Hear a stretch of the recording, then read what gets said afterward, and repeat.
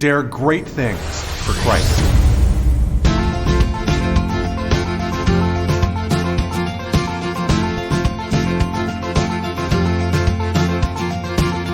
Christ calls us to dare great things. In the marketplace, as well as in the mission field, there has never been a time like the present for the spirit of the Catholic entrepreneur. Now is the time for men and women of great courage and great vision to engage our church and our culture. Now is the time to dare great things. And here is your host as we dare great things, Father Nathan Cromley, the president and founder of the St. John Institute. Have you ever felt like you were in a box? Like no matter what you chose in life, there were already predetermined outcomes and there's nothing you could do that could change it? Few things will kill the heart and ability of a leader more quickly than fatalism. An attitude that says that it's not even worth trying because you won't make any difference. Funny thing is, we're not the first people to face fatalism. We're not the first people to face the boxes that life presents to us. True leaders find a way to become creative anyway, and Christian leaders become creative with Christ. Let's look at St. Paul as an example.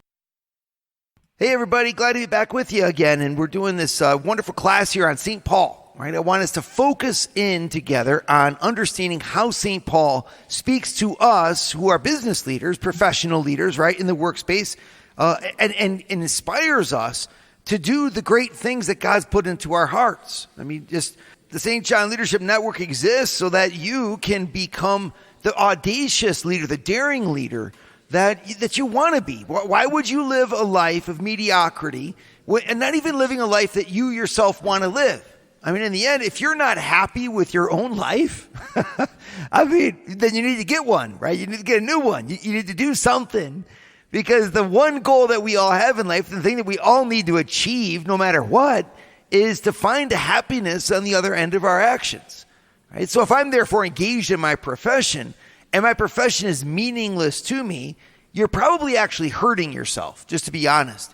I mean, a person who spends years of their life consigned to a workspace or an environment or choices that don't allow them to flourish is literally spending years without flourishing. And you get to a point where if you don't flourish long enough, you end up forgetting that you're meant to flourish to begin with. You start dying instead of living, and it becomes harder and harder to crawl out of that space. It just becomes easier and easier to let whatever the powers that be in your life have dictated as the parameters of your life, just to let them just stay, right? So if we're in a condition where, well, our children don't practice the faith anymore, well, I mean, there's nothing you can do, right? It is what it is. Well, I mean, at the beginning, it's good to say that. You have to cope with it, right? You can't sit there and beat yourself up or be full of guilt. But then, like, just to say it is what it is and it will always be that way, well, that's the abdication of leadership, right? Leadership begins by someone who says, I want to make a change. I want to influence the environment around me. There's going to be an impact that I need to make. And if my kids aren't practicing the faith, well, I got to find somehow or other to try to influence that. Saying it is what it is helps, because then I'm like, okay, I mean, I can only do what I can do. I get it. But then I need to do what I can do. And to do what I can do, I got to rediscover this thing I call Christian creativity. Right? Christian creativity doesn't mean that I think of all kinds of new ways to do things all the time. But what it does mean is that I'm going to find a way. There's a change that I dare to believe in. I talked about your kids without your faith, but go to your marriage, your relationship with your spouse. I mean, do you want the next 10 years of your life to be like the last 10? If you want the next 10 years of your life to be like the last 10 years of your life, then you don't have to change anything, right? But if you're sitting there telling yourself, I wish I could do better, I would like to do better, I want to do better, well, then odds are you're going to make it happen. In other words, the beginning of all acts of leadership, no matter how big or how small they are, is the desire that you have to move the needle forward, to attain a good that you do not yet have, to do something you have not yet done, to dream. And this is where your Christian faith, this is what it's all about. This is why we are Christians. Because when I look at Christ, I'm literally looking at someone who told me that nothing is impossible for you if you believe. It's a direct quote from Jesus Christ. Now, you can misinterpret that, right? You can try to apply it to all kinds of prosperity gospel messages or get-rich-quick schemes. That's not what I'm talking about. And that's not what he was talking about either. He was saying when you've got your eyes on God and your heart on God and you're following God, then the great things that you want to dare for him are within your reach by his grace and his power. Nothing is impossible for God if we believe that he has the power and the desire to bring our desires to fulfillment when it comes to glorifying him. Right? So in other words, it's assuming that you're a good person. It's assuming that you're trying to do good things. But that's it. You are good people. And you are trying to do good things. And what you're trying to do is make the world better through your professions, through your companies, through your work experience, through putting your skills and your passions and your talents to the test every day by grinding to make something that hasn't existed before. I mean, your entrepreneurs that are out there, just tip of the hat to you. I mean, you're incredible people. Pushing in new departments, new expansions, trying to find ways to innovate in your technology to make the world a better place, trying to scale the business that you have. These are endeavors that don't have to be selfish. In fact, they can be extremely beneficial as gifts to the humanity around. But it needs a leader who's got that in their heart. This is where Christianity comes in. I think there's no better person to lead our businesses than saints.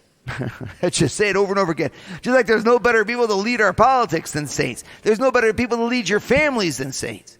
The problem is that the saints, for some reason, just are getting lazy today. I don't know what to say about it. But it's almost like we're like, well, I can't do anything about this or that. It's already predetermined. We got these investment companies that are doing all kinds of manipulations of ESG scores to put social pressure onto companies that then force and mandate things that I can't stand by, right? And so you're going to say, well, I can't do anything about that. I was like, well, that's kind of fatalistic, isn't it? I mean, you're not even going to try because you've already told me you're going to fail. Whatever happened to the dreamer who looked failure in the eye and then pushed past him anyway? You know, it's like that old quote that says, there's freedom waiting for you on the breezes of the sky. And you ask, what if I fall? But, oh, my darling, what if you fly? Why am I so willing to let the outcomes other people have determined for me determine my own fate? Why am I so willing to follow the voices of negativity and of pessimism and of defeat in the end? I don't follow those voices. I follow Christ Jesus our Lord, who, I remind you, happened to go through something that people thought was impossible. He was the man who dared the impossible. He was conceived as God in the womb of a virgin. That's impossible. And yet he did it. When his townsmen were going to throw him off of a cliff, he literally walked right through the midst and no one laid a hand on him. 3 times he avoided imminent death. They had stones picked up and they didn't even throw them. I mean, that's impossible, but not for Christ.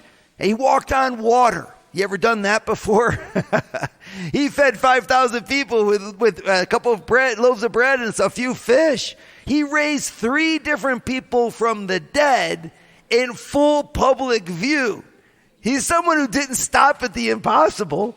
He was the first and only man to rise from the dead and leave his grave behind. I think that when we follow Christ, we got to start getting used to making the impossible possible. And when I look at the life of St. Paul, like his greatest champion there in the Bible, the great evangelizer, I see just a great image of this and a great example. St. Paul was someone who had to stare down impossibilities constantly and then dare them, confident in the light of faith that God had given to him, the knowledge of the truth of who Jesus was and what God wanted for this world. He let that guide him instead of his fear that whatever he did would become impossible. And you know what happened? He found a way. He found a way. Well, why do we think that God doesn't want us to do the same thing? It's just that it's easier for us to believe our fears than it is for us to follow faith. It's easier. Yeah, but you weren't made for what's easy. And you didn't get to where you are today by believing what was easy. You got to where you are today by going where no one had gone before and leaving a path behind you. This is the way of St. Paul. This is the way of the Lord. It's the way of us Christians too. Would you like to hear more from Father Nathan? Join the St. John Leadership Network and receive a 2-minute glance at the gospel every Sunday morning right to your phone. To learn more, go to www.stjohnleadershipnetwork.org/member and join for free today. So I'm really just enthralled with the figure of St. Paul because he's someone who's obviously his life is writ large in the New Testament. Not only did he write all these letters, right, but he went all throughout the Mediterranean world at least 3 missionary journeys that we're aware of. And the Acts of the Apostles is all about his life, right? He's someone that a lot of attention is paid to. And of course, that's because the Holy Spirit wants us to look to his life and example to teach us about our own and to help us on our own pathway. So when we look at his life, I'm astounded because it's one of incredible audacity in the midst of very profound personal fragility. And I mean that if you look closely at the writings of Paul, he tells us the ways that he was not always the sharpest knife in the pile or always the most accepted person. He speaks 3 different times at least referencing his own past in a negative light. He had confrontations with St. Barnabas, with St. John Mark, with St. Peter himself, right? That were not always easy. His personality was one that not everyone got along with. And yet at the same time, look at everything that he accomplished. And the reason I bring that out is because I think the Holy Spirit was very forthcoming in putting out St. Paul's weaknesses because he doesn't want us to stop at our own. Every one of us has fragilities. Every one of us has cracks in our clay vessel, right? But yet every one of us, just like St. Paul, holds a treasure in the midst of that cracked clay vessel. And that's the beautiful thing about it. What are you going to do to promote the kingdom of God despite yourself? And I think a lot of us are just like, we don't even think about that. I mean, we're just trying to get through the day. And that's where I want us to rediscover the power of the dream, right? The power of the fire of the Holy Spirit burning inside of your heart to want change, to want it. It's a daring thing to even want to be a leader and to make that impact.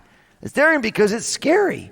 There's lawsuits, there's relationships to fraction, there's hard conversations, there's reputations that could be shattered.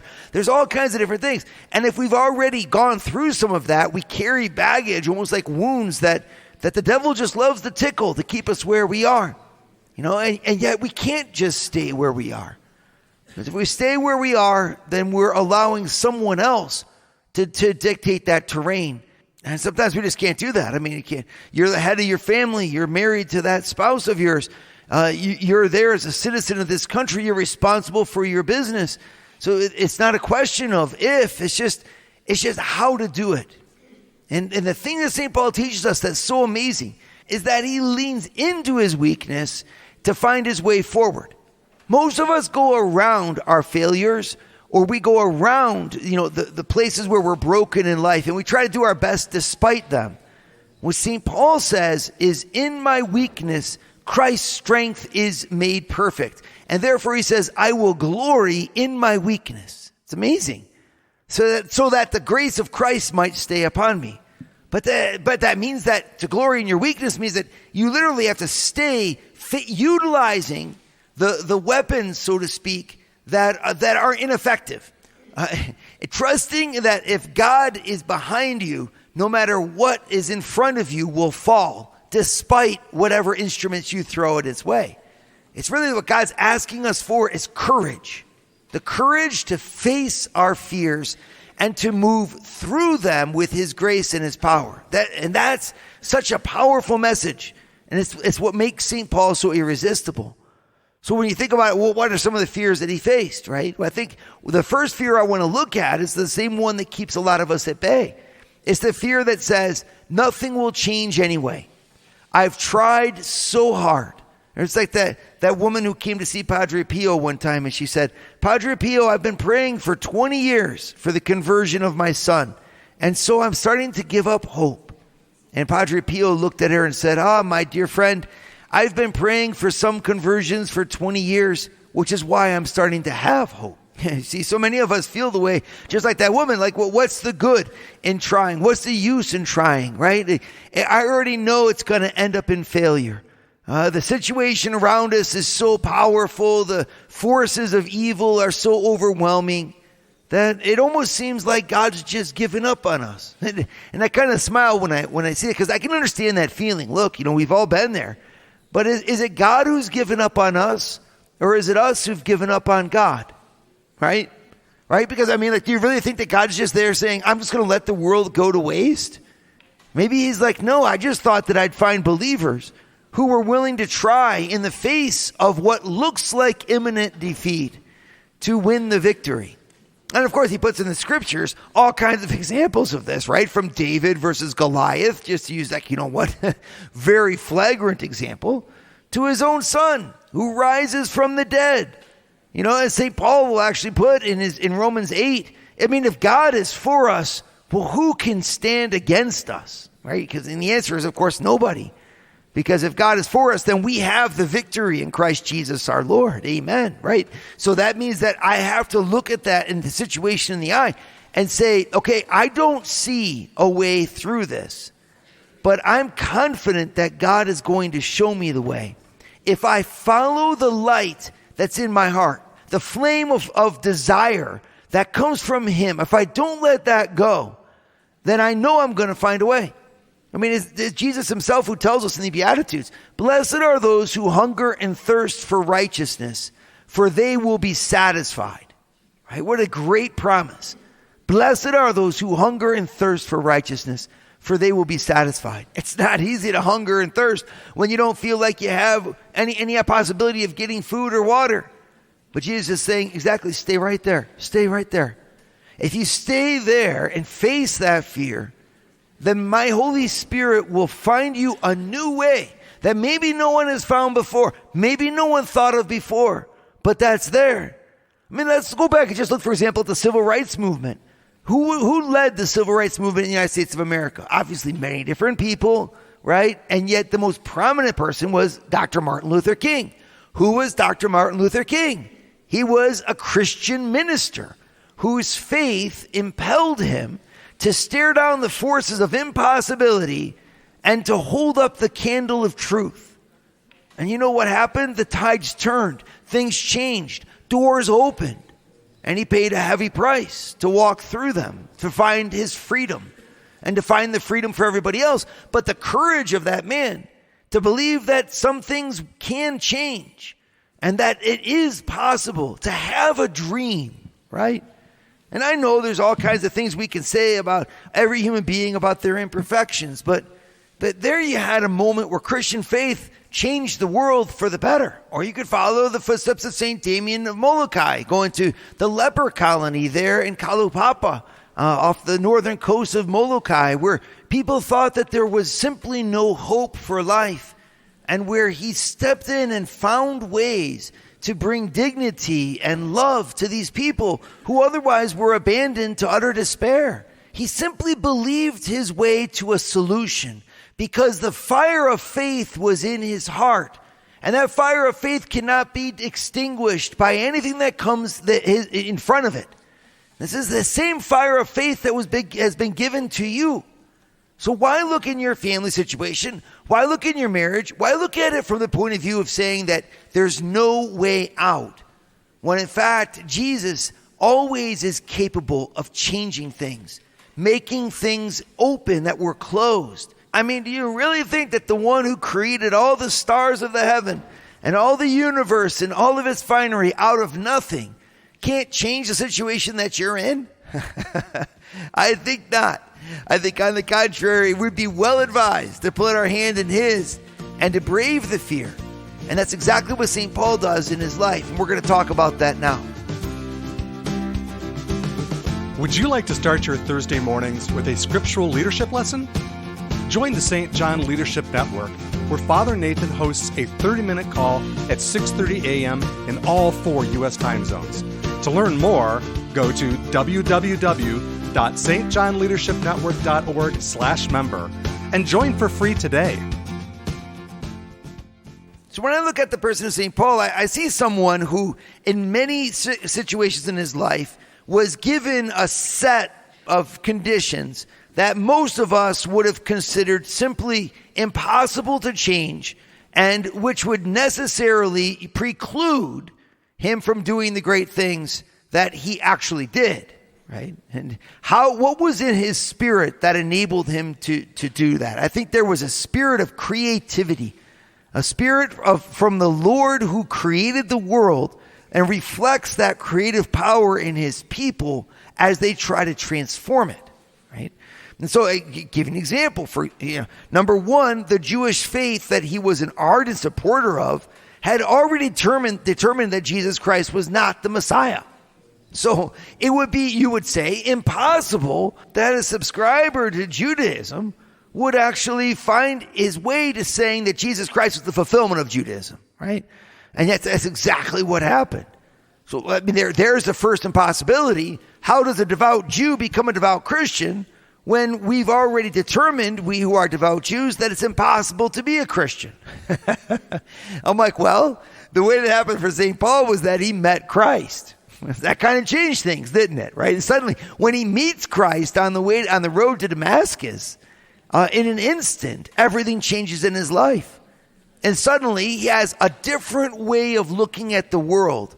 Something that he didn't think was possible to have was granted to him from above, because God doesn't belong to this world. God is outside of this world, and he rules the world by intervening in it. So it's a little thing we got to be more confident of as Christians, because so many of us walk around thinking that God doesn't invest in history and that God doesn't intervene in the world in the course of events. And I'm sorry, but it's just not Christian to say that. God does intervene. Well, if God can intervene, then hang on, right? Like, there's no wall that's too high. There's no mountain, that's too far. There's no ocean that's too deep. Because if God is in the mix and God can do all things, well, then so can his church. So maybe we just need a different breath of life. Maybe a different perspective. Yep, everything is possible, including that a devout Jew become a Christian by meeting Jesus himself, right? It's not the only time he faced that, of course. I mean, you've got the fact that in his life, he repeatedly was met with rejection and with apparent failure. For example, he would go into the Jewish synagogues in the diaspora, so he'd go into these various towns far from Israel where the Jews were gathering to pray, and he would try to convert them. But when he would do that, oftentimes there was rejection, sometimes even violent rejection, mobs being formed, people driving him out of town, people beating him, jealousy, accusations, all kinds of things being made against him. Right? So you could say, well, gosh, that system, St. Paul, isn't working, because then they would send ambassadors out to the other cities to already tell them that St. Paul had been in this town or in that town, and so that the Jews in these other towns shouldn't listen to him. You know what St. Paul does? In Corinth, he suddenly just makes a break of it, and he says, that's it. I'm not even going to try to go for the Jews to convert you anymore. I'm going straight to the Gentiles. I mean, like, he just goes around them. Like I said, I'm just going to pray. If you don't want this, then I'm going to go to the Gentiles. Again, like, whoa, you're not supposed to do that, St. Paul. That's not what you've been doing. He pivots. He pivots in a way that opens him to an even greater market. And he finds the Holy Spirit leading him there. And he changes the way that he behaves. And he changes his strategy. He moves. And that's something a lot of us are it's hard to do, right? Because sometimes we get more attached to the success that the world grants us and to the what we've already accomplished than we are of the great things that we set out to accomplish in the first place. You almost get satisfied, right, to say, this is good enough. And St. Paul never did that. A third thing that St. Paul had a wall around him was literally when he was in prison. I mean, he's under house arrest, being monitored by a guard.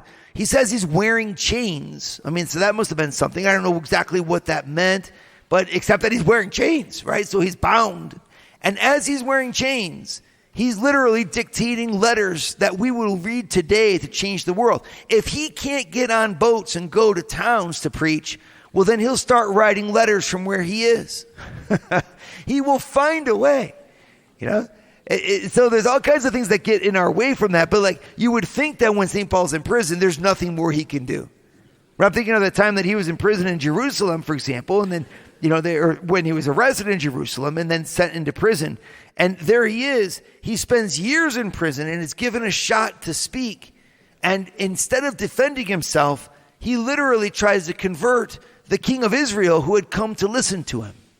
And the king of Israel says, I too would wish to become a Christian after listening to this man. It's almost like he takes what's impossible and he uses it, leverages it in order to do something even more daring. And it's the same thing. You could find these examples in the world of business as well. Men and women who are told that it's impossible to cure this disease, and then they find that it is. It's impossible to go to the moon. I mean, how many people would think it's possible to land on the moon? And yet we did it. I think we just have to accept the fact that leaders have to stand alone, that the source of action and the source of change is the burning fire in the heart of the leader. And that other people might not know that, they might not recognize that, they might not even want that, but that other people aren't you, right? You've been called by Christ to dare the dream of heaven, to believe in the kingdom of God, to fight for righteousness and holiness, right? And why would you sacrifice that dream for someone else's mediocrity? I don't think you should, and I don't think it's what Christ wants from his followers. I think Christ has summoned us to dare great things for him, and that means staring down the impossibilities that are around us, the walls that say no, the vortexes that lead inevitably into despair, and to brave them for Christ. And you say, how do you do that? You do that by faith in the Son of God, who literally walked on water and went through a tomb into the resurrection. And if God is for us, then who can be against us? We lean in on Christ Jesus, and with him we then find a way. Deep in our hearts the fire burns, and we need to let it out, right? And to follow that flame where it will lead us for the great changes to come. Dare great things for Christ. Share your feedback with Father Nathan. Send us an email at communications@stjohninstitute.org. That's communications@stjohninstitute.org. And visit www.stjohninstitute.org and sign up for our newsletter to receive updates from Father Nathan.